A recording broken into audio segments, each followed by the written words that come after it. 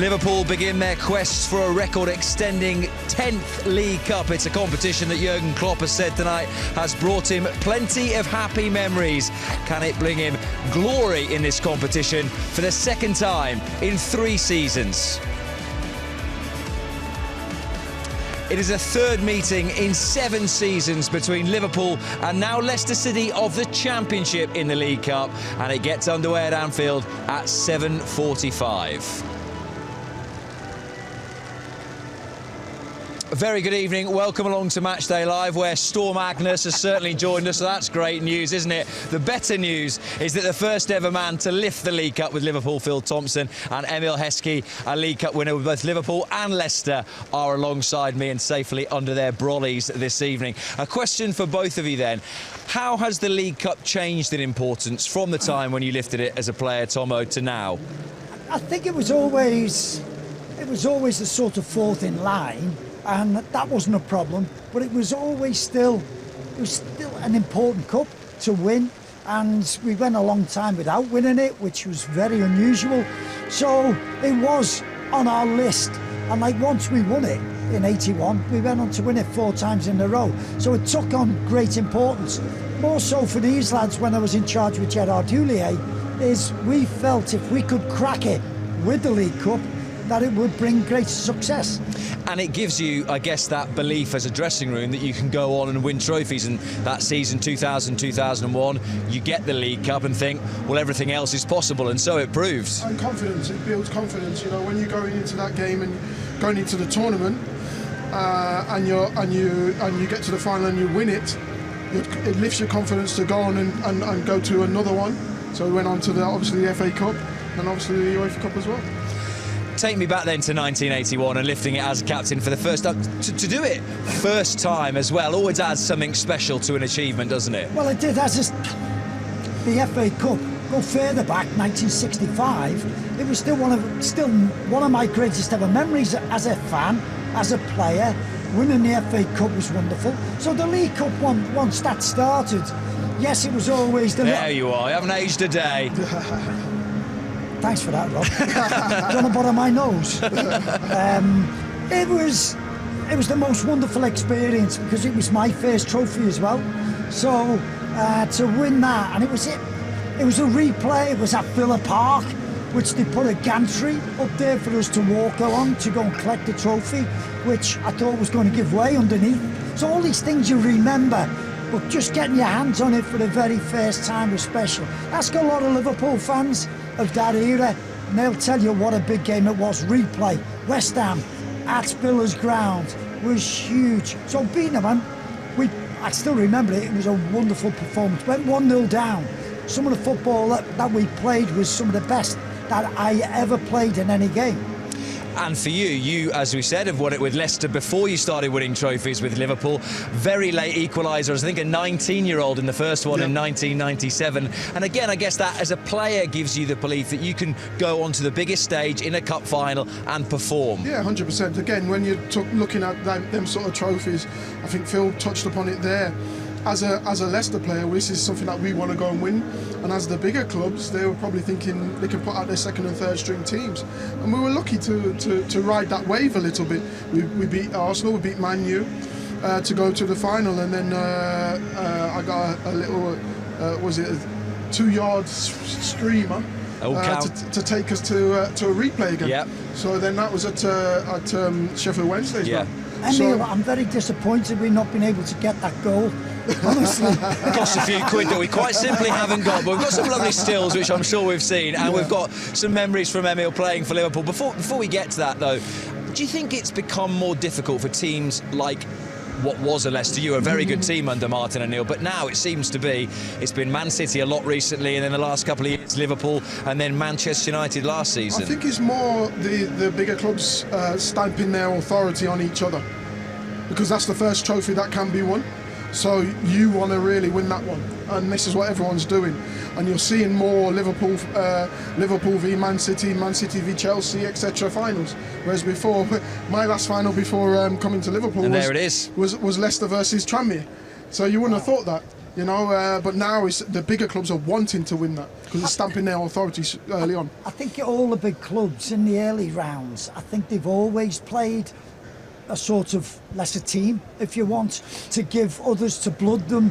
They look at them and they go, well, we've got such big squads now, when are they going to get a game? If you just keep them and you keep playing the same side, nobody's getting any experience. So I do understand that. But as the competition goes on, and you get there to that quarter-final, you know the semi-final's two-legged affair, and it's not far. That's when it becomes even more important. So I get a little bit early on. You said about Man City. Man City had two teams which were equal. That is why they've won it so often. Take me to the two finals that you won with Liverpool then. We were talking about Leicester being a game against championship opposition. It was the same when you won it with Liverpool against Birmingham. Yeah, I remember that game. Obviously playing up front with Robbie at the time, and I can remember just we played so well together. Me, Michael, Robbie, etc. played really well together, and I remember just flicking on the ball and Robbie doing what he does best with a volley, and obviously going to penalties, and we won that. What about, we talked about having replays in the League Cup. What about the years where it was at Cardiff? Did it lose anything at all because it was in Cardiff rather than at Wembley? Well, you could say that because Wembley was still extra special, wasn't it? But we made Cardiff our home, and we were going down there for Charity Shields, the League Cup games. Everybody was calling it Anfield South. It was wonderful. The pubs down there, the clubs down there. Everybody became first members with the security staff on the doors. So it became home from home. So it was special. And of course we have a big affiliation to the Welsh. And I think that made it great. It was a special occasion. Going there for that first game was great. And we're talking about it. God bless him. Trevor Francis was the manager of Birmingham. And for 90 minutes, we battered them. And I remember Trevor years after saying, "Oh, we didn't win that game," and you go, "No, no, no! You scored a penalty in the last dying seconds." And there's the decisive moment where Andy Johnson misses the penalty, and Sander Westerveld, the hero that day. The important thing was as well was Gerard Houllier in his team talks, how important for you, your group of lads, and he took every single player who played a part, the young lads who'd played in the early rounds. We took we took 2 buses. I know that's not an unusual now, but back then it was, because he wanted everybody involved. Yeah. So he treated it massive. He said this could be the start of something special for you. Crack the first one and the other ones will come along. And it was giving the boys that belief winning the League Cup. So it was a very special moment for everybody. And I know we've already spoken about that. You arrive having won it a couple of times with Leicester, but there had always been players in the dressing room that hadn't won something at all at club level. How important were people like Tomo and the old boot room, the coaching staff, who said, look, this is Liverpool, the currency is winning trophies, this is what you're here for? Well, not just that, for calming the lads down, because you can go into them games and feeling very nervous, very on edge, wanting to get out there, but you can't control your emotions. But Gerard... What's calm, Emily? Gerard Houllier was fantastic at that as well. You know, just calming us down and giving us our instructions just straightforward. We took a lot of time on the pitch, a lot of time in meetings. It was funny, the meetings, because I'd never had 40-minute meetings before, and then to go to that. But when you went on the pitch, you knew everything. And then you knew what your job was, and you go and implement it. Talk about the changes, and Jurgen Klopp says in his programme notes tonight, there will be some people who think I've made too many, there will be some people who says I haven't made enough, but you're right that it is an opportunity that whoever might start will be people who've been knocking on the door in the last couple of weeks and said, I should be playing it, and this is your opportunity to show why you should be playing in the Premier League. And I think some players who play in these games will go, why am I playing here? Why am I being demoted and playing this game? Mo Salah's having a rest, so-and-so's having a rest, but you put me out here.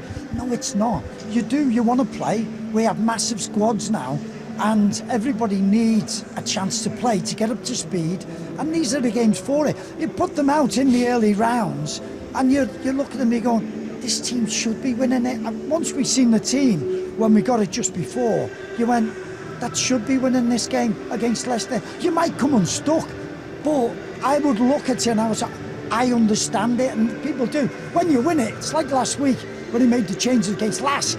People went, oh my goodness, 1-0 down, why is he doing that? I did the same thing, and you think, no. He's got to give the other players a chance. I think the wording as well is key. We use the word dropped, we use the word rested, we use the word, but they have such big squads, and everyone's capable of actually going on there and performing. So you've got to give everyone a chance, and I think the wording is key when you're actually talking to players on how you actually present it to them. Well, let's find out just who Jurgen Klopp has selected for tonight's game. With details of the Liverpool team, here's Peter McDowell. Thanks, Rob. Really tricky one this for Jurgen Klopp tonight. He knows about the demands that he places on these players, but they're in such a good moment and really want to attack this competition this year that he really had to try and shuffle his pack somewhat from the team that was so impressive in the second half against West Ham at the weekend. The team also that played Thursday, Saturday, Wednesday. They'll play again Saturday this weekend. So really had to be careful with some of the players that have contributed now to this 18-match Premier League unbeaten run. They've won every game since they drew at Chelsea on the opening day, and only concerns about Trent Alexander-Arnold, who's trained well this week, but of course not considered for this one tonight, and also Thiago, but really an embarrassment of riches, you might say, from a squad point of view. So only one survivor from the team at the weekend, that is Curtis Jones, who has a dual role of responsibility tonight. Looks as though he's going to be asked to play in that right-back position, and also takes the captain's armband for the Reds tonight as well. So let's confirm that team in full for you then. And Kevin Kelleher in goal. It is competition, isn't it, really? Signed a new long-term contract not that long ago. Pep Lijnders saying during the week he could play in any other Premier League team, and has this very special record in the competition as well. Saved more penalties for Liverpool in shootouts than any other goalkeeper in their history. 9 appearances in the League Cup, won 4 penalty shootouts in that time. So Jones, by the looks of things, in that hybrid right-back position, asked to move into the midfield when Liverpool have possession. Konate back in the side again, Kwanzaa at centre-back alongside him, and also a game for Kostas Tsimikas, fresh from his brand new contract. Endo gets an opportunity as well, as does Ryan Gravenberch and Harvey Elliott, and then Ben Doak. So much excitement about him. Somebody again that Pep Lijnders talked about in the week. He's almost like a Dutch throwback to those wingers that he said caused so much chaos back in the day. Made his debut in this competition against Derby, coming off the bench last year. Diogo Jota is now Liverpool's top scorer in this competition. Got a hat-trick against this opposition a couple of years ago in his time at Wolves, and also a game too for Cody Gakpo. Experience on the bench. Núñez will be hoping to get his 50th appearance at some point for Liverpool tonight as well. And as you can see there, an embarrassment of riches where they're concerned on the bench as well. Leicester could be the lucky omen. We've played 3 games against them in this competition, beat them twice, and both times when we've beaten them, we've gone all the way to the final. Yeah, hopefully that is a lucky omen for this evening and for the rest of the Carabao Cup campaign. Let's start then with Curtis Jones as a right-back this evening. Discuss. Captain as well. Captain as well, what a moment. Yeah, great moment for him. I think when you put in midfield as right-back, there's obviously other things going on, especially when you're in possession. He'll probably swing into the midfield there and be a holding midfield, but might play with 2 6s in there and swing the other 3 round to make it a 3 at the back. So they've got 2 pivots, but he's very comfortable at doing that. The only thing is what you'll have to see is whether he's comfortable out of possession when he's got to defend back there, but he's got plenty of help. What do you reckon? Well, since the weekend he's not had very long, has he, to sort of try this out. But if you think back to last Thursday, Bajcetic played him at right back, and he has now this inverted fullback. So yes, as Emmy's just alluded to, you can see him moving in there. Curtis Jones has had an excellent start to the season. You can see him more regular playing. Curtis had had 1 good game in maybe 4 or 5. We're seeing it nearly every game. He's playing at 7 or 8 out of 10.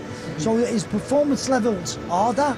Defensively, he might get caught out because as do you just accept that though? If you're going to play him there, that is going to happen. Well, that's why I think Jurgen is taking this opportunity to try it, to see what he's very good at. I think that Stefan only maybe last by Cecic 45 minutes or something in the game, so he has given it a go. So I like it. Curtis has been excellent, and I think that confidence that he's got, that he's been playing most games, he's saying, well, there you go, you're going to play it, but this is what you do. You've seen Trent do it. Joe did it at the weekend. So I think it's a great opportunity to see other players in other positions. But as well, I don't think he's going to be swinging into a position that he's comfortable with.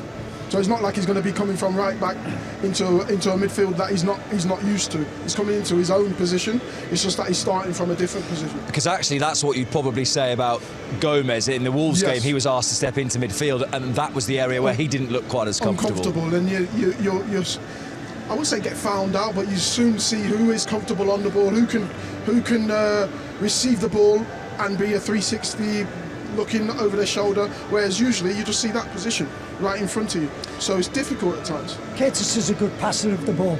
Yeah. And he might find himself with more time by just drifting in there the way Trent did. Because people say, oh, you know, the inverted fullback going in. You have to think of the opposition and what they're going to do. Because when he moves in there from that wide position, they can't pick him up because they've got the people in midfield who, he's your man. All of a sudden, Curtis will go in there and he'll be free, so he's got chances to pick his pass. He's got to make sure he doesn't have too many touches, because that's when you lose the surprise. As for some of the others starting tonight, how impressed were you with Jarell Quansah on his full debut against Wolves? It didn't worry me at all, because I've seen him play at the academy, and there's that wow factor. When you've seen Jarell play, as I did a couple of times, I went, wow. And I know he'd had a few injuries, but I looked at him and he just oozed so much confidence. When he did his first interview and he said, I'm a really cool person, and I went, that he's took the words out of my mouth, because he was so cool on the ball. He was a young Van Dijk. He wasn't flustered at anything, but even more so for such a tall lad, he heads a great ball. Now you probably think, well, why shouldn't he be? I mean, I'll tell you, is that he gets up there and he gets above people and he heads it properly. He doesn't just, and he was glancing balls. So his awareness as a centre-back was all there. So I'm not surprised at his inclusion in these games. Talking of the wow factor, have you had that from Ben Doak, from what you've seen of him so far? Yeah, look, when you've got a young lad who can take players on, you always got that wow factor. It's the one player that the fans love to see. He gets the fans off their seats, and someone that can really give up opportunity to take their defenders on, to really put them on their back foot. And this lad doesn't give up that. He will go at you and keep going at you, and that's what you love about a forward who just doesn't give up. Yes, he might not get past you the first time, but he might be the second or the third, and he's very, very good with both feet, so that's good. And as a coach then, when you get someone like a Michael Owen or a Robbie Fowler, to what extent do you say, just go and do what you've been doing for the reserves or the academy, and how much you try and get information into them? I think you're looking at two exceptional players. Robbie was young, he was champing at the bit, he had just so much confidence. He had that scousism about him, whereas it was, I'm ready, I can play. Michael at 17, you needed him to play, and he gets the goal at Selhurst Park, and you're going, this boy needs to be included in the squads, and that's why Ben Doak, a lot of people would just be thinking, oh, Ben Doak's in the squad again. It's not. He is in the squad, but including him to get matey with all the other lads, so that when he comes to play, he doesn't freeze. And this boy, I'll tell you, looking at him in the under-18s, under-21s, he's fearless. And I tell you, whoever plays left back for them tonight, if they try and kick him or something like that, beware, because this boy is tough as they come. I've seen him play for us against Rangers, and he's a Celtic fan. Oh my God, he tormented the left back, and I was like that. I was, wow, this is fantastic. So the boy's got a bit about him. If you've been watching our coverage on social media this evening, you are about to leave us. If you want to stay with us and aren't an LFC TV subscriber, details of how to sign up are on liverpoolfc.com/watch. This is what it looks like for the rest of the evening. It is a 7:45 kickoff here at Anfield. We will have full audio commentary of the game, and then Tomo and Emil Heskey will be back alongside me at 10 o'clock, as well as interviews from inside the tunnel. On to later on, 10:45, highlights of the match will be available on LFC TV Go. Go. Then midnight, the full game on LFC TV and on Go as well. And then tomorrow on Facebook and YouTube, it is Inside Anfield with all the behind-the-scenes content from tonight's Carabao Cup tie. Lots of changes then from Jurgen Klopp. Plenty of new faces given the opportunity to impress the Liverpool manager as the Reds look to book their place in the last 16 of the League Cup. Ben Doak starts, Ryan Gravenberch makes his first start at Anfield. Kevin Kelleher has been a hero against Leicester in the past, but the Liverpool will be captained by Curtis Jones tonight.